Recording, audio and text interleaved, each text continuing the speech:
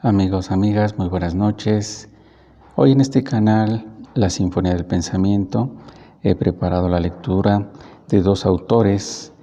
El primero de ellos, el filósofo francés Henri Bergson, a través de su obra que lleva por título La Evolución Creadora y apareció en 1907, una obra que vino a revolucionar el pensamiento filosófico y también vino a revolucionar la manera de entender, de pensar la realidad. La Evolución Creadora de Henri Bergson. Por otra parte, queridos amigos y amigas, y también haciéndole honor a la Sinfonía del Pensamiento, habré de leer ante ustedes algunos pasajes de esta obra llamada Susurros de Eternidad. Susurros de Eternidad del autor Paramahansa Yogananda. Paramahansa Yogananda es un maestro de la India, es un gurú, es un guiador, y bueno, en esta obra nos ofrece cuál es su acercamiento, cuál es la forma que tiene de aproximarse hacia lo trascendente, hacia la divinidad. Pero bueno, vamos a comenzar entonces con Henri Bergson y su texto La Evolución Creadora. Voy a leer la parte del prólogo, la parte casi inicial de esta obra, esperando sea de su enorme agrado. Dice Henri Bergson en esta su obra, La Evolución Creadora. Nuestros conceptos han sido formados a imagen de los sólidos. Nuestra lógica es ante todo la lógica de los sólidos. Por eso mismo nuestra inteligencia triunfa en la geometría, donde se revela el parentesco del pensamiento lógico con la materia inerte. Mas de ahí debería deducirse también que nuestro pensamiento, en su forma puramente lógica, es incapaz de representarse la verdadera naturaleza de la vida, la significación profunda del movimiento evolutivo. Creado para la vida, el pensamiento, en circunstancias determinadas, para actuar sobre cosas determinadas, ¿cómo iba a abarcar la vida de la que no es más que una emanación o un aspecto? Depositado en el camino por el movimiento evolutivo, ¿cómo iba a aplicarse a lo largo del movimiento evolutivo mismo? Sería tanto como pretender que la parte igualase al todo, que el efecto pueda reabsorber en él la causa, o que el guijarro depositado en la playa dibuje la forma de la ola que lo trajo. De hecho, nos damos perfectamente cuenta de que ninguna de las categorías de nuestro pensamiento, unidad, multiplicidad, causalidad, mecánica, finalidad inteligente, etc., se aplica exactamente a las cosas de la vida. Es muy revelador que en 1907 haya aparecido este texto, porque, como les decía hace un momento, vino a revolucionar la manera de entender la realidad. Lo que propone Henri Bergson en La Evolución Creadora es un nuevo lenguaje para dar cuenta de la vida. Cuando el lenguaje está formado por conceptos muy rígidos, conceptos muy duros, muy estáticos, conceptos inertes, lo que hace es fosilizar la vida, capturar la vida, aprisionar la vida, detener el flujo de la vida como si fuese una foto que se tomó y en esa foto sí está atrapada la imagen de la realidad, pero no es la realidad misma. Bergson intentó pensar la realidad en su fluidez. Bergson tuvo la pretensión de dar cuenta de la vida a través del dinamismo de la vida misma, es decir, no de manera detenida, sino mientras la vida se está desarrollando. Y entonces, como encuentra que los conceptos a los que generalmente se refiere la vida son conceptos estáticos, conceptos inflexibles, se acercó mucho más a los conceptos prácticamente como de corte poético, es decir, conceptos flexibles, conceptos que pueden dar cuenta de la vida sin detener la vida, que pueden hablar de la realidad sin detenerla, o por lo menos sin detenerla tanto. Es por eso que en su teoría, que él denominó la teoría de la duración real, él nos habla de conceptos, pero que no aprisionan la vida, sino que la dejan fluir, que permiten dar cuenta de esa realidad y sin embargo no la detienen, sino que la dejan intacta para que siga su curso. Y es interesante, por lo tanto, lo que dice Bergson, de que el pensamiento no es el todo, es una parte de la vida. Y por lo tanto, también el pensamiento tiene sus limitantes.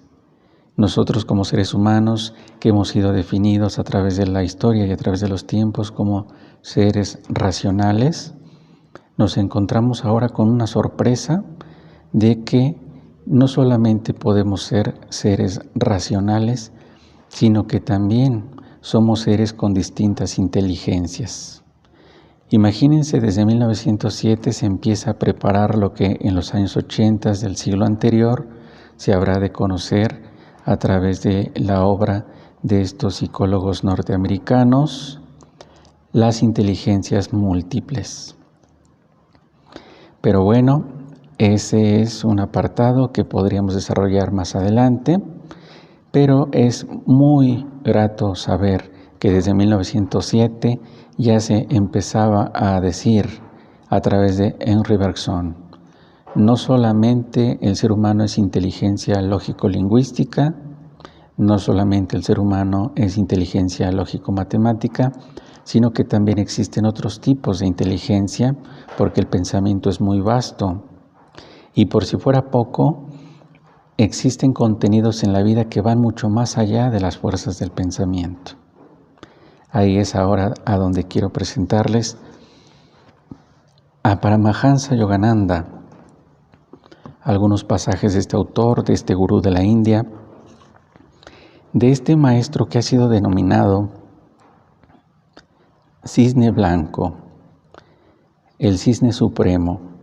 Este título solamente se confiere a aquellos hombres o mujeres que han alcanzado un desarrollo espiritual en el cual ya las pasiones difícilmente pueden hacer mella sobre ellos, sobre ellas. Se trata entonces de seres que se han autoliberado, seres que han alcanzado una cierta autonomía espiritual y material a través de la meditación. Pero bueno, el yogi y gurú de la India, Paramahansa Yogananda, en esta obra que se llama Susurros de Eternidad, nos dice lo siguiente. Voy a leer algunos pasajes al azar, queridos amigos, pero estos pasajes obviamente han sido ya tratados y meditados en lo personal y me han gustado mucho para poderlos compartir con ustedes. El primer pasaje dice lo siguiente: que yo siempre esté sintonizado contigo, le dice el devoto al Creador, y confíe implícitamente en ti, siendo feliz donde quiera que tú me pongas, y haga yo lo que haga, sepa que tú estás cerca de mí.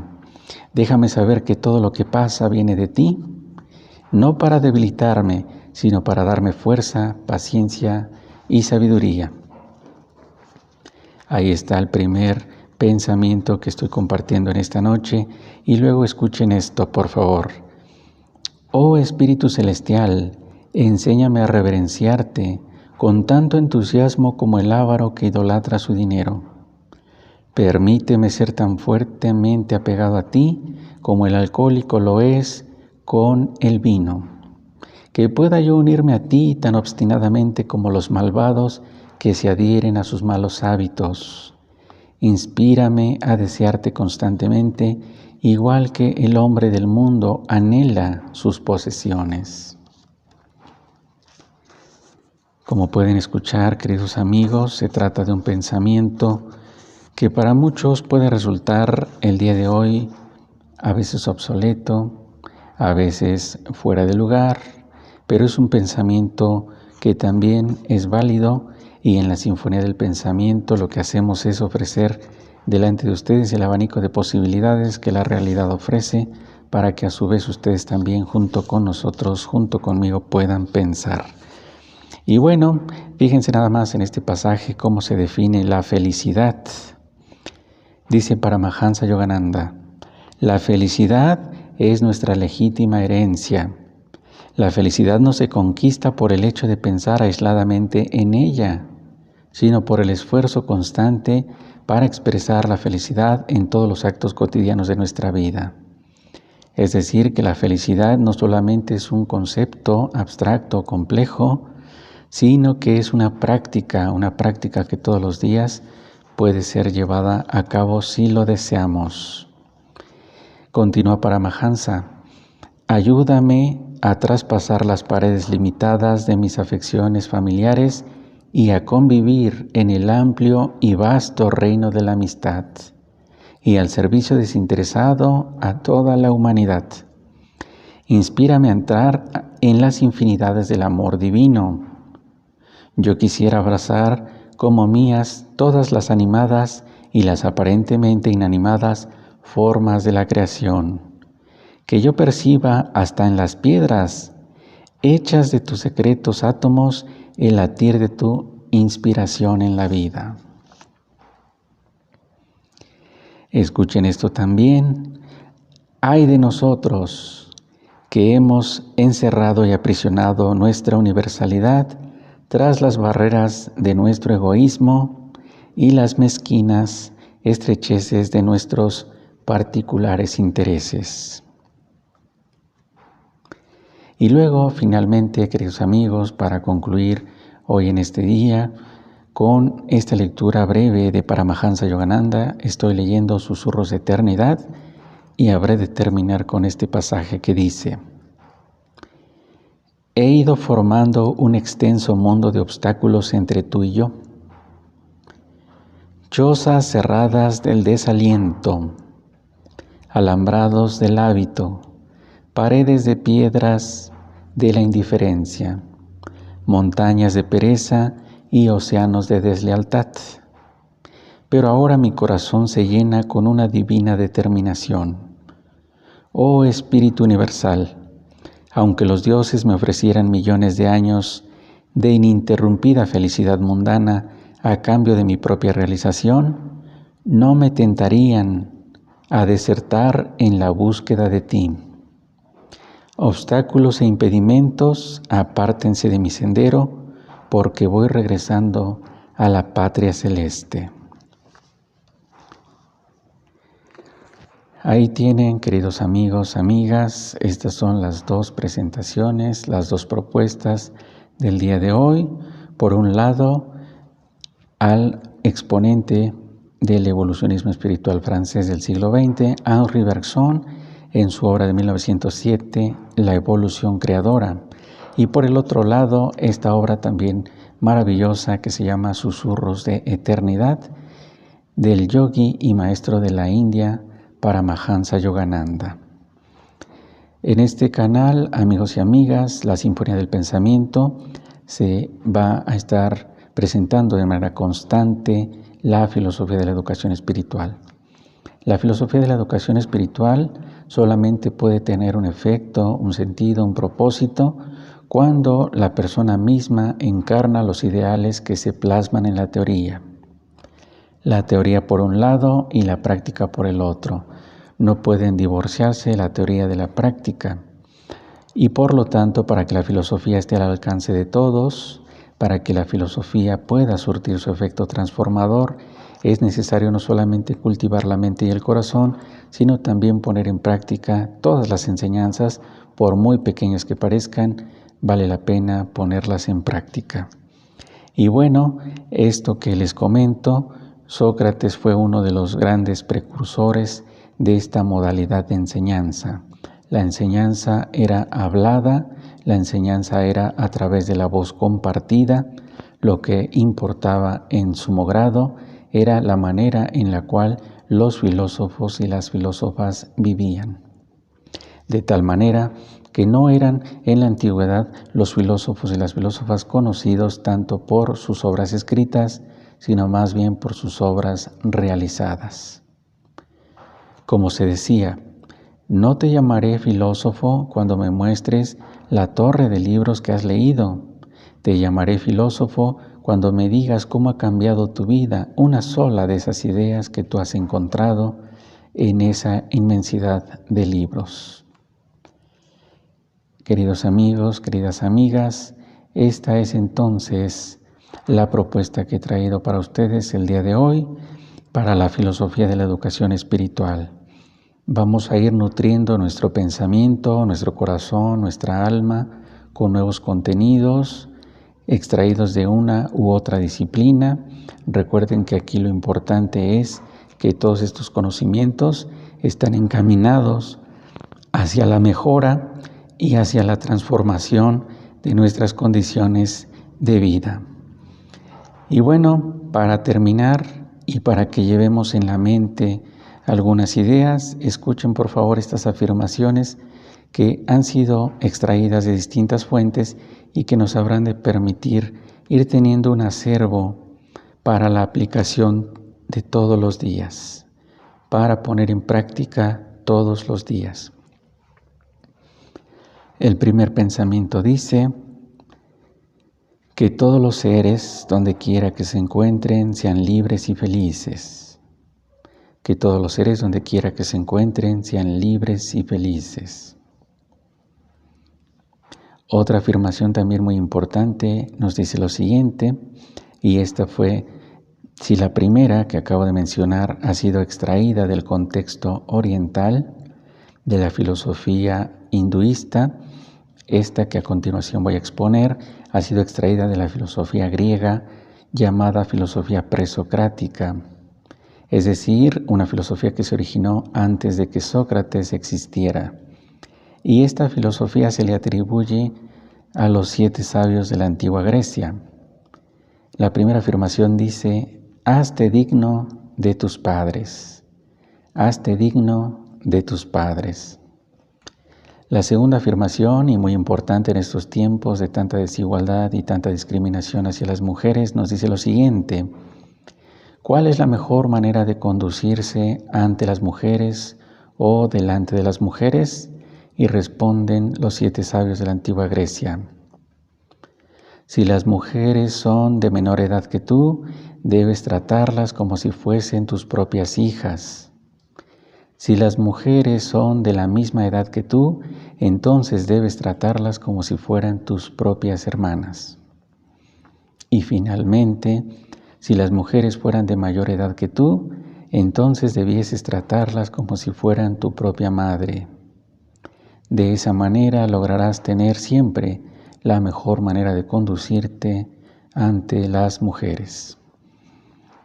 Y finalmente, queridos amigos, y también de la antigüedad, de la Grecia arcaica, de la Grecia antigua, viene este pensamiento que nos dice: ojalá que tus palabras jamás traicionen a los que en ellas confían.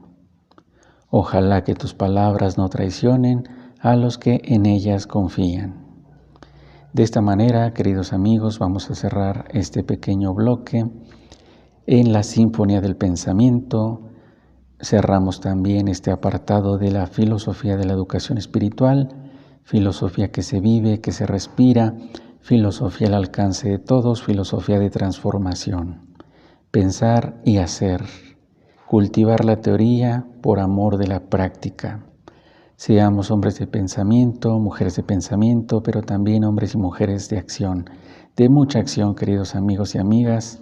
Y bueno, pues hasta aquí entonces lo dejamos por hoy y deseando que se encuentren de maravilla, les digo hasta la próxima.